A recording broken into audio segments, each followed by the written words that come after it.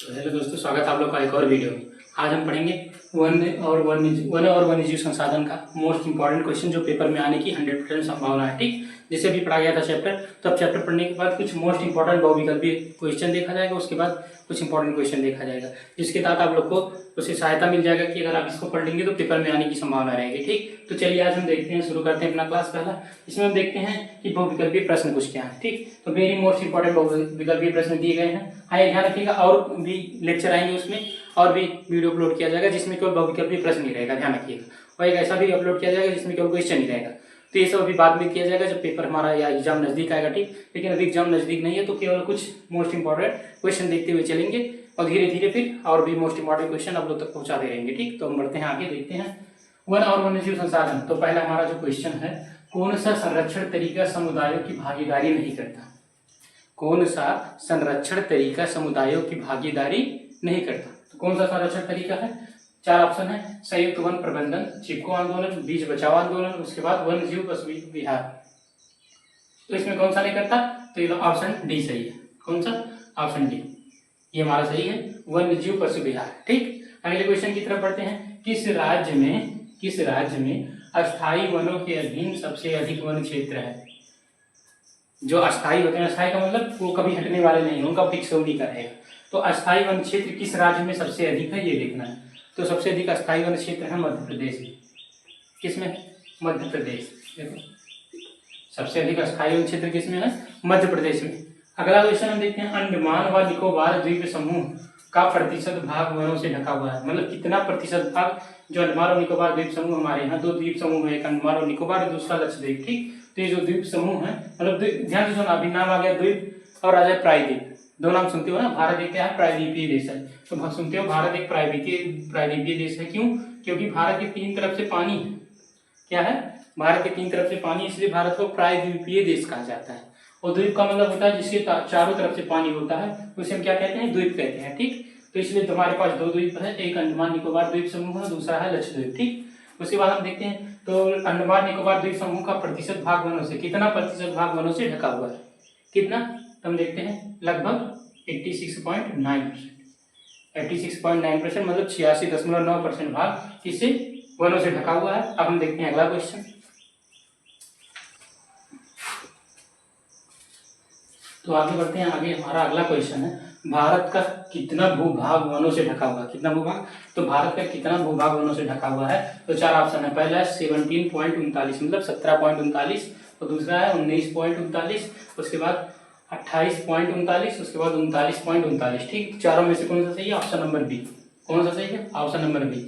मतलब भारत का कितना भूभाग वनों से ढका हुआ है? तो 19.39%। ठीक, अगला क्वेश्चन देखते हैं, निम्नलिखित में से कौन सा लुप्त जाति है? निम्नलिखित में से कौन सा लुप्त जाति, मतलब लुप्त हो चुकी है। ठीक, उसके बाद हम देखते हैं, इसमें ऑप्शन पहला है एशियाई चीता, दूसरा है एशियाई हाथी, तीसरा है निकोबारी कबूतर, उसके बाद काला हिरण। ठीक, तो हम देखते हैं हमारा इसमें कौन सा ऑप्शन सही है? Option C. कौन सा सही है? Option C. ठीक, ऑप्शन सी सही है, निकोबारी कबूतर। निकोबारी कबूतर लुप्त हो चुकी है, ध्यान रखिएगा, लुप्त जाति है। भारत के कुल क्षेत्रफल में वन आवरण का प्रतिशत कितना है? भारत के कुल क्षेत्रफल में वन आवरण का प्रतिशत कितना है? ठीक, तो ऑप्शन पहला हमारा 30%, 24% और तीसरा 20%, चौथा है 25%। तो चारों में से कौन सा है? चारों में से हमारा है ऑप्शन डी सही है, 25%। कितना है?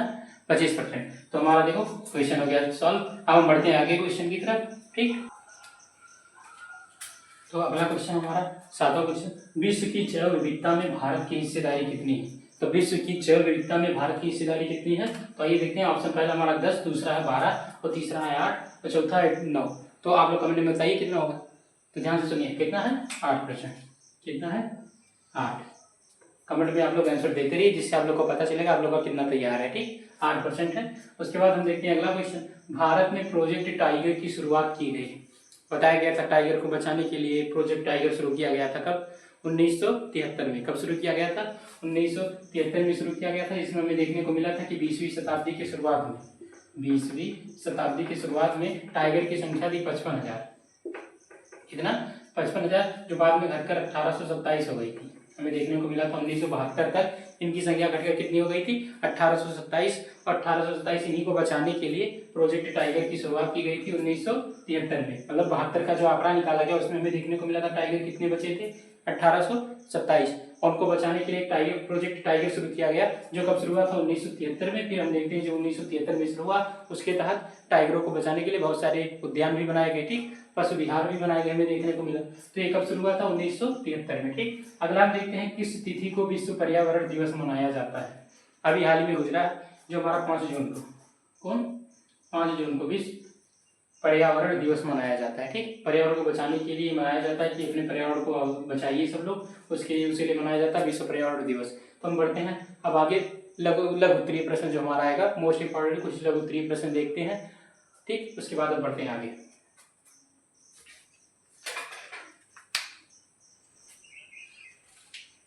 तो बढ़ते हैं हम आगे, हमारा है लघु उत्तरीय प्रश्न। क्या है लघु उत्तरीय प्रश्न? अभी हमने देखा मोस्ट इंपॉर्टेंट बहुविकल्पीय प्रश्न, अब हम देखते हैं मोस्ट इंपॉर्टेंट लघु उत्तरीय प्रश्न। तो इसमें हमारा पहला है जैव विविधता क्या है, हमारे लिए किस प्रकार उपयोगी है। तो जैव विविधता क्या है, आप लोग को बताया गया था कि जीव में जो विविधता पाई जाती है वही क्या कहलाती है जैव विविधता, और ये हमारे लिए किस प्रकार उपयोगी है।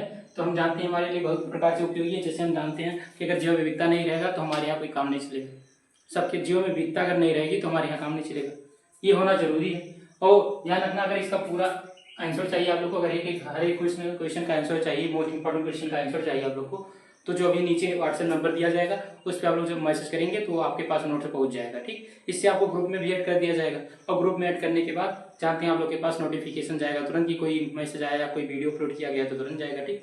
तो ध्यान रखिएगा, इसका जो पूरा आंसर चाहिए तो इसको आप क्या करेंगे, हमारे नीचे दिए गए व्हाट्सएप नंबर पर मैसेज जरूर करिएगा। जैव विविधता क्या है हमारे लिए क्यों जरूरी है, तो ये आप लोग को बताया गया, लेक्चर पूरा सुनेंगे उसमें आप लोग को विस्तार पूर्वक बताया गया, ठीक। दूसरा क्वेश्चन हमारा मोस्ट इंपोर्टेंट क्या है, मानव क्रियाएं किस प्रकार प्राकृतिक वनस्पति जात एवं प्राणी जात की कमी के कारण है, समझाइए। क्योंकि जानते हैं मानव के कारण ही कहीं ना कहीं जीव कम हो रहे हैं, प्राकृतिक वनस्पति भी कम हो रही है एवं प्राणी जात भी कम हो रही है, मतलब जो जीव है वो भी कम हो रहा है, कहीं ना कहीं मनुष्य का भी हस्तक्षेप है उसमें। जैसे हम देखते हैं मनुष्य पेड़ पौधों को बहुत अधिक काट रहा है, वातावरण को प्रदूषित करता हुआ जा रहा है, ठीक। वातावरण जो है उसको प्रदूषित कर रहा है, जिसके कारण बहुत जानवर मर जा रहे हैं, सांस लेने में दिक्कत हो रही है, तो इसी के कारण सर्वाइव नहीं कर पा रहे हैं सब लोग। तो ये किस कारण हुआ, इसका भी अगर जो आप लोग को आंसर चाहिए तो वही मैसेज करना पड़ेगा, ठीक। तो हमारा दूसरा मोस्ट इंपॉर्टेंट क्वेश्चन हो गया, देश के प्रमुख भागों का अभ्यारण्य वाला टाइगर रिजर्व का उल्लेख कीजिए। अगर आप लोग लेक्चर्स देखे होंगे तो उसमें लास्ट में बताया गया आप लोग को प्रोजेक्ट टाइगर, उसमें आपको बताया गया बाघ अभ्यारण्य, प्रमुख बाघ अभ्यारण्य दिए गए हैं, उसके बाद टाइगर रिजर्व जो आप लोग को कहा गया था कि पेपर में पूछा जा सकता है, ध्यान रखिएगा।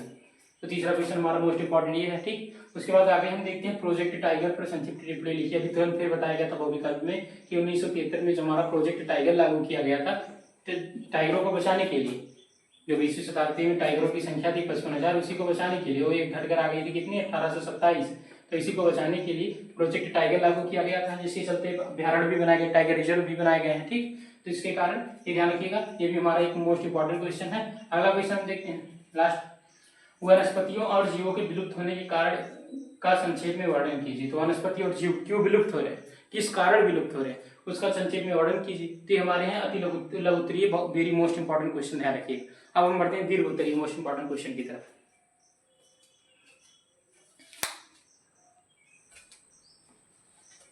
तो आगे हमारा दीर्घ उत्तरीय प्रश्न, ठीक। तो उसमें हम पहला देखते हैं, भारत में वन एवं वन्य जीव के संरक्षण के लिए क्या उपाय किए गए हैं, विस्तार पूर्वक वर्णन कीजिए। तो हमारे वेरी मोस्ट इंपॉर्टेंट क्वेश्चन में ध्यान रखिएगा। अगला क्वेश्चन हमारा वनों और वन्य जीव के विनाश से हुए दुष्परिणामों का वर्णन कीजिए। मतलब जो वन और वन्य जीव का विनाश हो रहा है उससे क्या दुष्परिणाम हो रहे हैं, क्या नुकसान हो रहा है, उसका वर्णन करना है, ठीक। अगला क्वेश्चन है, भारत के वन और वन्य जीव संसाधनों के प्रकारों का वर्णन कीजिए, ठीक। प्रकारों का वर्णन करना है, आप विस्तार पूर्वक पढ़ाया गया, आप लोग उसमें देख सकते हैं लेक्चर में जो वीडियो है इस चैप्टर का, उसको देखेंगे तो उसमें आप लोग को दिखाई देगा, हर एक पॉइंट बढ़िया से समझाया गया, ठीक। वन संरक्षण में स्थानीय लोगों की भागीदारी से और भी अच्छे परिणाम निकल सकते हैं, समझाइए, ठीक। तो अगर स्थानीय लोग मतलब उसमें शामिल हो जाए वन संरक्षण में, बचाव में, तो किस प्रकार अच्छा परिणाम निकल सकता है उसको समझाना है। तो ये थे हमारे very very most important question जो पेपर में आ सकते हैं। तो हमारा लेक्चर आज समाप्त होता है, ये ध्यान रखिएगा। आप लोग चैनल को सब्सक्राइब जरूर करिए और वीडियो को, या जो हमारा इसको वीडियो भी है जो भी है, इसको क्या करना है, ज़्यादा से ज़्यादा शेयर करना है, और शेयर करेंगे तो ये दूसरे बच्चों तक जाएगा जिनके पास कोई सुविधा नहीं, वो भी पढ़ सकते हैं, ठीक। तो ये ध्यान रखिएगा, आप लोग सब्सक्राइब जरूर करिएगा चैनल को, और उसके बाद फिर हम मिलेंगे नेक्स्ट वीडियो में, ठीक।